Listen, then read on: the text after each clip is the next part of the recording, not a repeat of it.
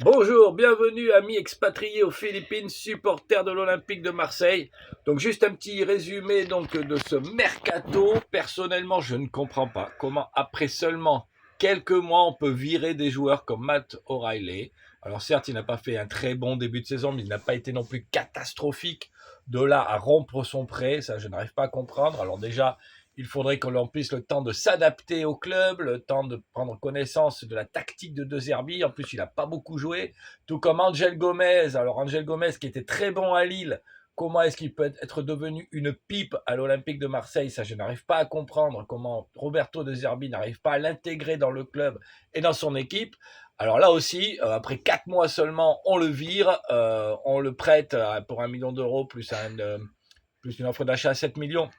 Mais je n'arrive pas à comprendre pourquoi on fait autant de changements si vite.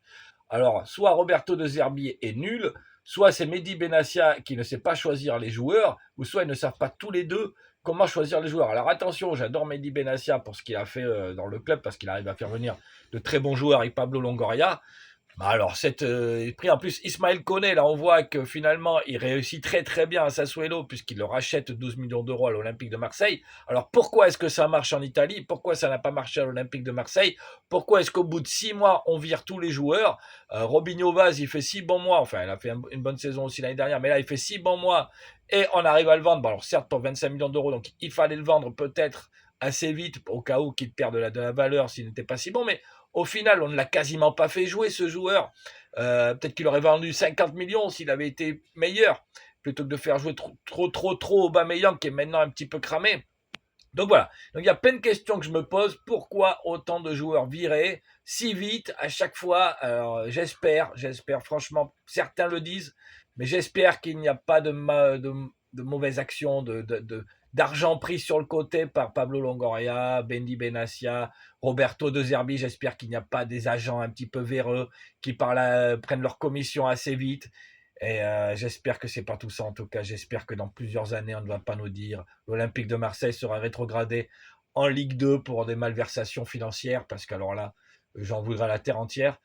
Bon, en tout cas, moi, je ne comprends pas cette politique. Moi, je veux des joueurs stables qui puissent se mettre dans le temps. Et si on veut faire une tactique avec soi-disant Roberto De Zerbi, qui est un pro de la tactique, il faut que des joueurs puissent s'inscrire sur la durée. Il faut qu'ils puissent avoir des automatismes.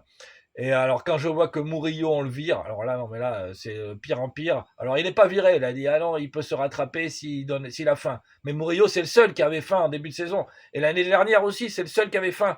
Alors, arrêtez de nous dire des conneries maintenant. Alors, peut-être qu'il n'a pas voulu partir, alors voilà, donc on le fait payer, peut-être qu'il veut pas partir, alors c'est peut-être pour ça aussi, hein, alors je ne sais pas. Voilà, bon, bah écoutez, en tout cas, OM Rennes ce soir, 21h05, la Coupe de France. Roberto, je te jure, si tu gagnes pas, ça va être le feu. Il faut vite que tu partes. Si tu gagnes pas ce soir alors que Rennes est à la cave, ça sera incompréhensible. Allez, encouragez les Marseillais, en tout cas au Stade Vélodrome, je compte sur vous. Bonne journée à Expat aux Philippines. N'oubliez pas de me suivre sur la page Facebook OM Fan Club Philippines. De mettre des petits pouces, ça sert toujours. Des petits commentaires. Allez, ciao, ciao, bye, bye.